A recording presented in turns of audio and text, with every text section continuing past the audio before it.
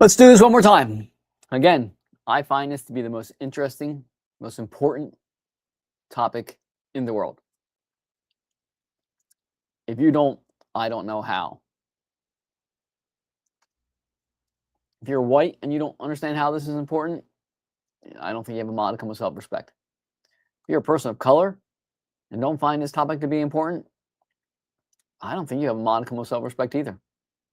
If you're female and don't find this to be important, I don't think you have a modicum of self-respect. A parent, not an ounce of self-respect. That means your kids' chances of having an ounce of self-respect is slim to none. So let's try this again. Self-respect, the source, practice, and application of awareness, appreciation, healthy curiosity, and a competence at being oneself. Source is the origin, beginning, or supplier of something, whether it is information, a physical object, or a cause. Practice is the act of performing an activity or skill repeatedly to improve proficiency or to make it a habit. A very important concept, a habit. Habits happen without thinking. Prefrontal cortex is not involved with a habit.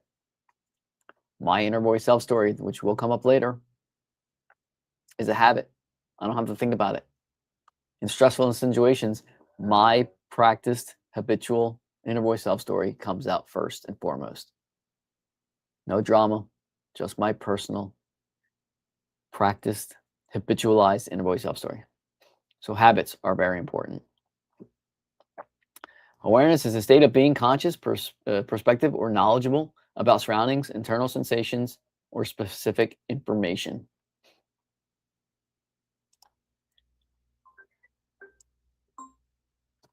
Appreciation is acknowledging, understanding, or assessing the worth, quality, or significance of a person, object, or concept. Healthy, is achieving a state of completely physical, mental, and social well-being. Complete, not completely, complete. Curiosity is the eager desire to learn, investigate, or explore. Competence is the demonstrated ability, demonstrable, demonstrated.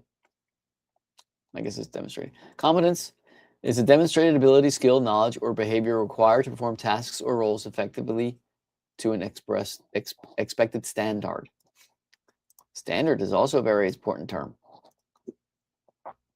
Being refers to the state of existence, a living creature. Self is the process by which an individual determines, evaluates, and expresses their own identity, worth, nature, and core values, distinct from social roles or external expectations.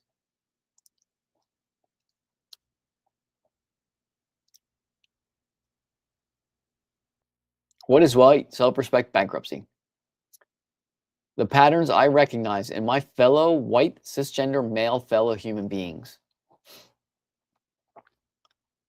The pattern of blaming not white fellow human beings for their quote-unquote problems.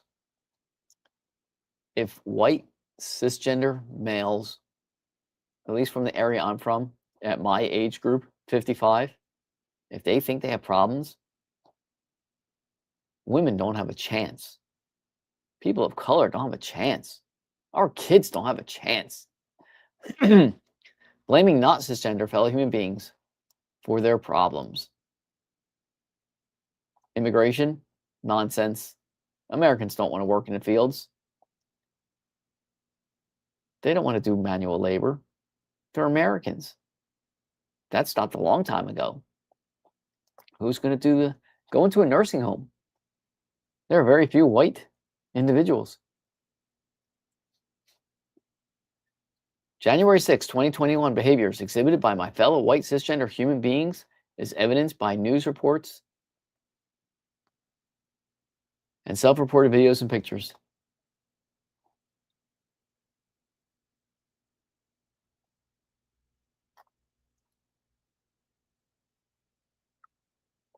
People that look like me raided the Capitol. People that have gotten 7/8 of the pie, 7/8 of the last slice, and 7/8 of the last eighth. They're asked to give up 1/8 of the last 7/8, and they lose their minds and they raid the Capitol. So much for the Declaration of Independence. So much for the Constitution. Let's use it as toilet paper. Claiming to not use pronouns. That's called blaming not white fellow human beings. I should change that. Blaming not white.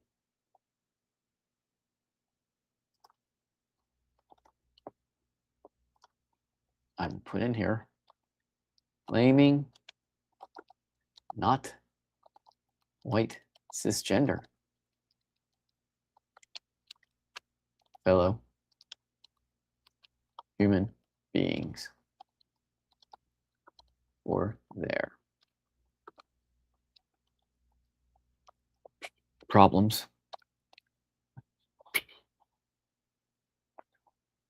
Does white male self-respect exist? I personally think it does. In fact, I know it does, since I claim to have it. But it seems to be rare with the patterns I see and have listed above. That's the pattern. Some might ask, why am I not saying this about all my fellow human beings?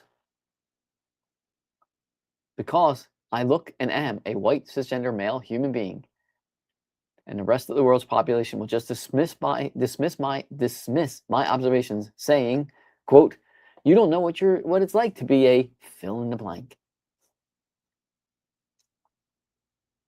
I can't have a conversation with a white dude that looks like me that has kids, because they'll just look at me and say, you don't have kids. You don't know what you're talking about. I can't talk to a woman, because they're just going to say, you don't know what it's like to be a woman. I can't talk to a person of color, because they'll just say, you don't know what it's like to be a person of color. So this live is pretty much only for 55-year-old white cisgender males who don't have children, who live on the East Coast,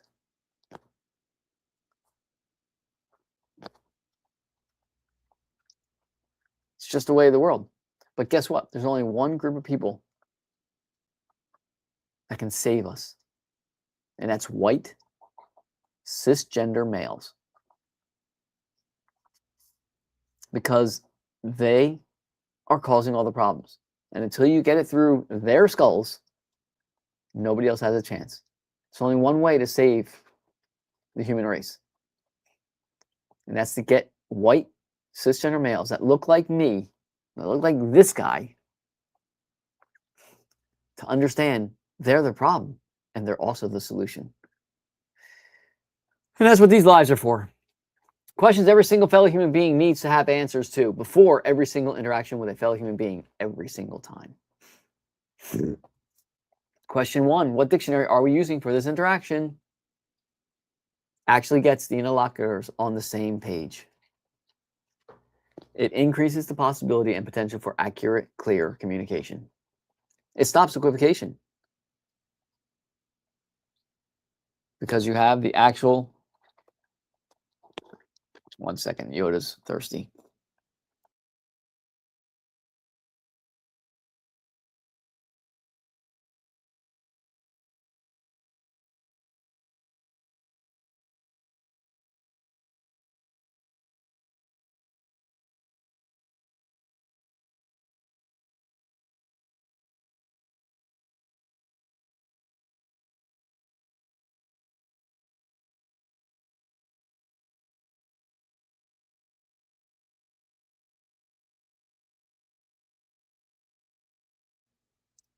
Sorry, I didn't realize the dog bowl didn't have any water in it. Stops equivocation. Removes every single claim God from the conversation.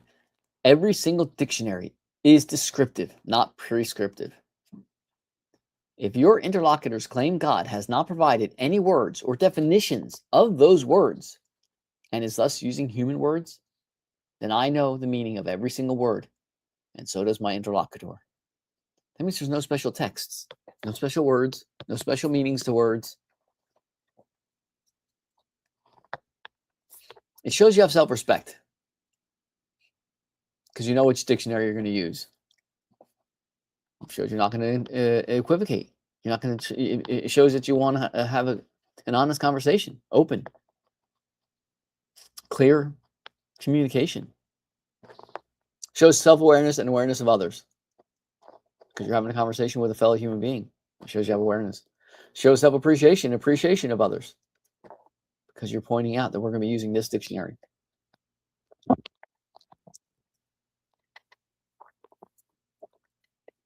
This dictionary.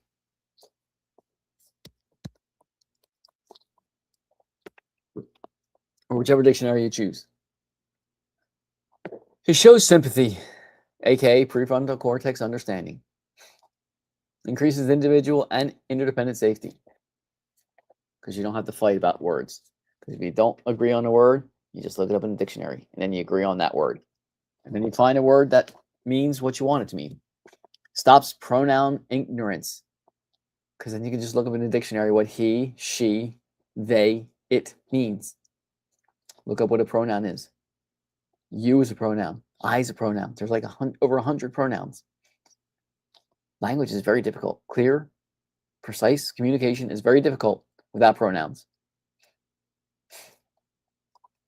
Question 2, what are your surroundings? Actually gets the interlocutors in the same reality. If you and I are in the same room and we're having a conversation, and I ask you to describe your surroundings, and I describe what the surroundings are first, and I say, I feel safe, comfortable.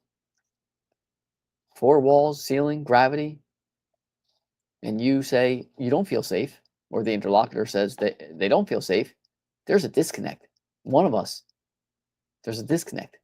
That means we're both less safe because one of us is not living in reality. So it increases individual and interdependent safety.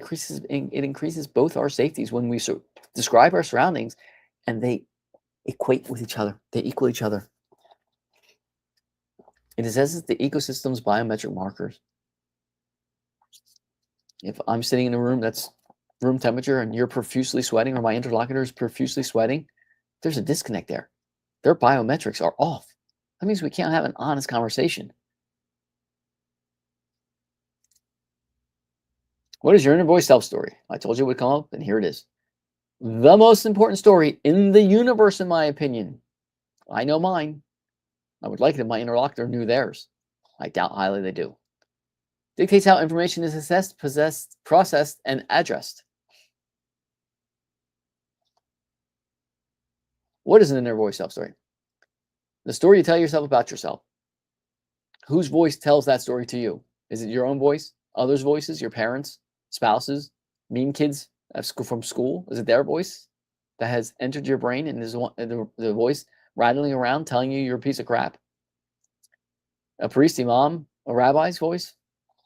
And no matter which the story is told to you, is that voice a friend? Showing self-respect, the source, practice, and application of awareness, appreciation, healthy curiosity, and confidence of being oneself.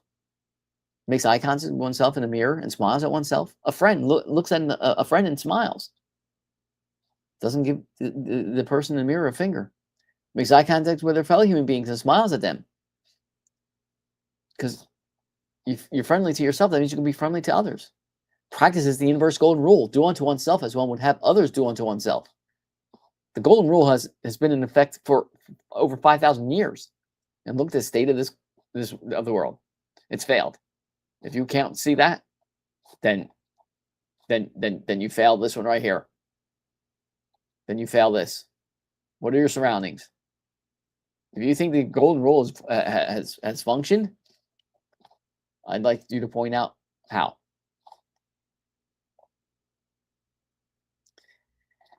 If one does not want to be kicked in the groin by another, one does not kick oneself in the groin. If you don't want other people beating up on you, that means you don't beat up on yourself. That means your inner voice is friendly. Then there's frenemy. Practices dwelling, regret, worry, anxiety, remorse.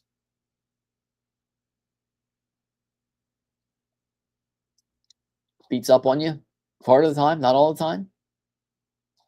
That's a very stressful place. when you don't know if the voice is going to be a friend or enemy, when it's frenemy. That's a very stressful place. Enemy, toxic behaviors towards oneself, drinking, smoking, illicit drug use. Your inner voice self story is a measure of individual and independent safety. I think I'm going to move this. Oops. I think I'm going to move down here.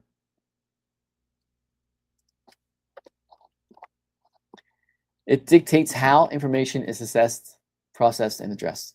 In other words, if your inner voice is friendly, don't you think that's going to affect how you're going to process now information?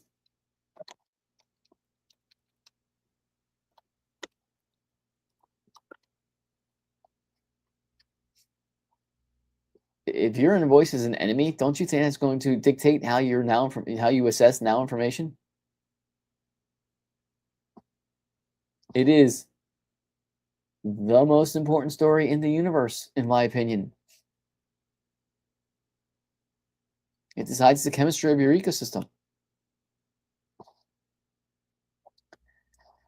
Question 4. What are your emotional attachments? Very important question. Not many people think about. What is an emotional attachment? An emotional attachment is a deep, often subconscious mental and emotional bond with people or objects that fosters feelings of safety, comfort, and security, aka coping mechanism. Generational baggage. Oh, I'm Scottish, or I'm German, or I'm English. Columbus, Italian story. That's generational baggage you're carrying around. Stories, generational baggage. Memories, generational baggage, just baggage. Families, sports teams, religion, toxic, just the worst. Rabbit's feet and special socks, all emotional attachments. Maslow's perch. What is Maslow's perch? When all levels of Maslow's hierarchy are fulfilled and one has self-respect, one is perched on the top of the hierarchy, aka Maslow's perch. And this is Maslow's perch right here. When your physical needs are met, you're down here. Oh, you can't see my cursor on the screen. Safety needs. Oh, there. Safety needs. When they're met, you're here. Loving and belonging, you're here. On the pyramid. Esteem, you're here. And when all these are met, boom, boom, boom, boom, boom, boom, boom, and you're at the self-actualization, here's the perch right here. There's my chair. There's my Barca Lounger. It's got my name on it, Scott. Boom. That's me. Is that you? Why aren't you sitting next to me? Is that you?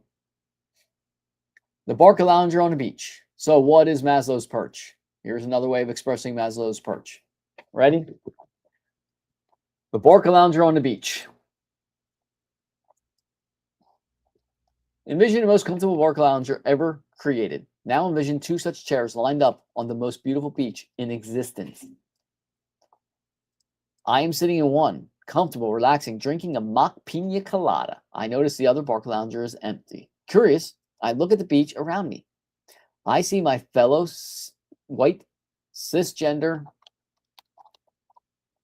male human beings lying in the dry sand, shoving their faces in the sand and screaming, "Help me, I'm drowning." I look at the tide pools left behind by the receding water, other fellow white, cisgender human beings, a few fellow human beings of color, and transgender fellow human beings, a few fellow human beings of color. I should add women in there. A few fellow white cisgender. No, cisgender. They're women are in there. Yep. A few fellow human beings of color, and 1 or 2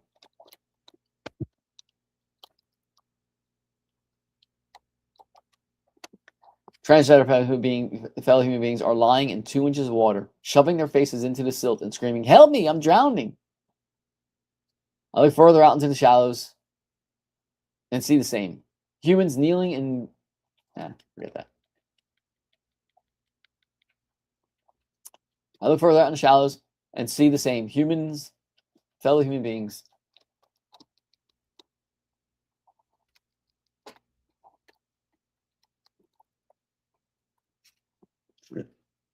kneeling in deep water, faces submerged, screaming, "Help me, I'm drowning." Further out in the deep swells, there are other fellow human beings who are actually drowning. They aren't screaming. They are fighting silently for survival. I'm not a strong enough swimmer to reach them. I use my comfort and prefrontal cortex, sympathy, aka emotional intelligence, to assess the situation. I realize the most efficient and optimal path to save those in deep waters is to recruit my fellow white, cisgender, male human beings on the beach in the sand. I walk up to my fellow white, cisgender, male human beings, face down in the dry sand, bend over and say, "Look at me, we're safe. Look at me, we're safe."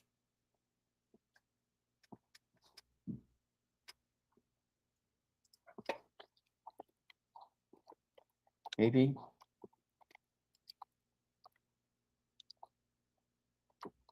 we can help the others.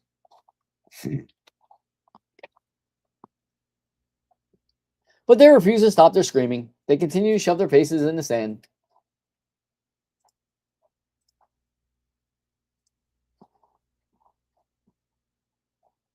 Gripped by a quote-unquote survival story, screaming, "Help me, I'm drowning."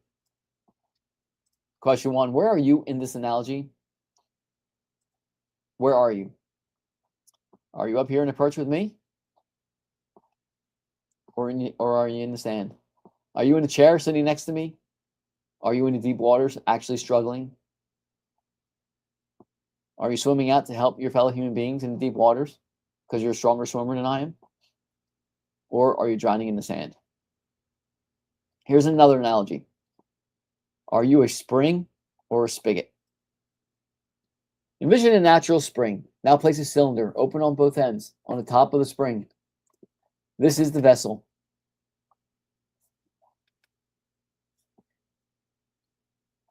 If the spring is weak, it cannot fill the vessel. Nothing around the vessel gets watered. If the spring is stronger, it fills the vessel and maybe a little water spills over the sides, watering a few things nearby.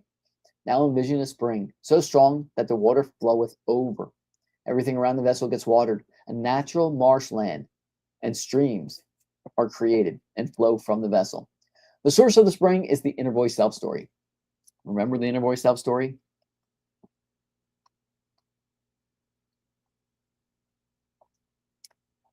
Dictates how now information is assessed and addressed and processed.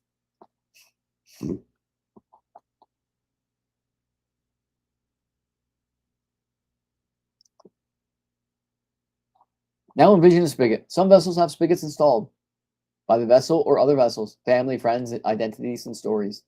Water is diverted from the vessel to fill someone else's half-filled cup/vessel because their own spring is not strong enough. This prevents the vessel from ever flowing over. Some spigots are poisoned, drama, stress. When installed, they poison the spring and divert the water at the same time. Sometimes they kill the spring entirely. I removed all spigots. Now everything around me gets watered because fertile marshlands surround me and fertile streams flow from the vessel. This video, this stream, this is the marshland. This is the fertile stream.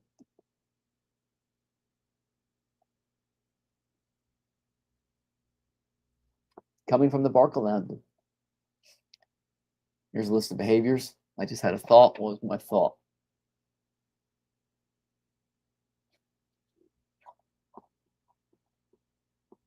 I forget what it was. I was going to add something. Then there's a list of behaviors of a fellow human being who practices inner peace, self-respect.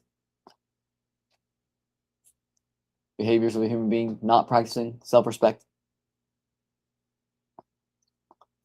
Logical contradiction. easily holds two or more contradictory beliefs because it is socially convenient or emotionally comforting. Religion. Reality avoidance ignores, denies, or seeks to ban facts of reality that are unpleasant, inconvenient, or emotionally triggering. The transgender issue.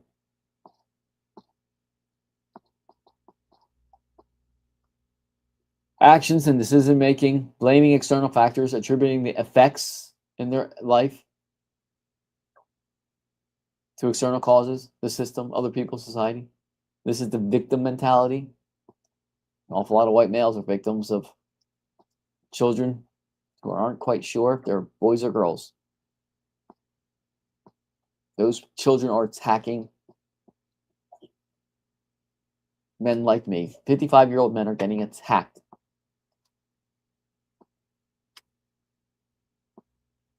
by children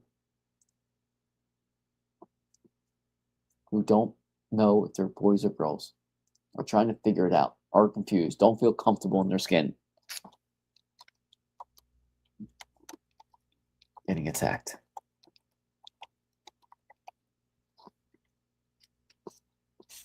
That's what this stream is. This stream, the white paper, are the fertile marshlands. And I'm going to change this to nutrient rich.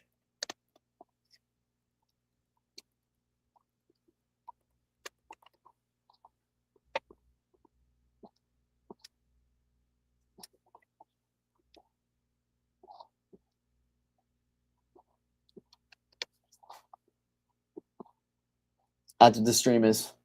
And nobody finds him curious enough to stop by. Maybe I should find another title for the streams. Title's not catchy enough.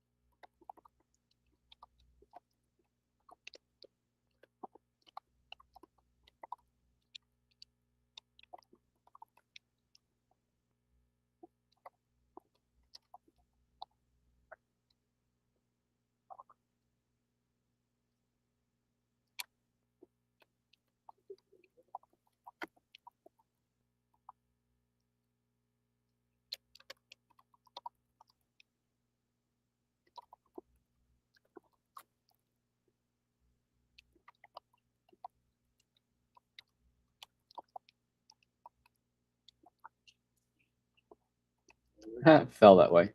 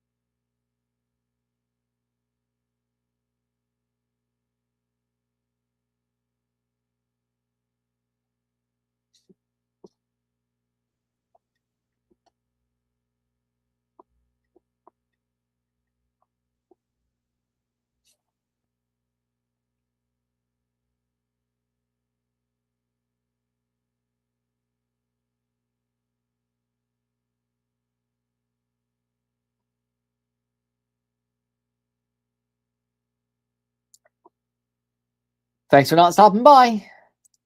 Later.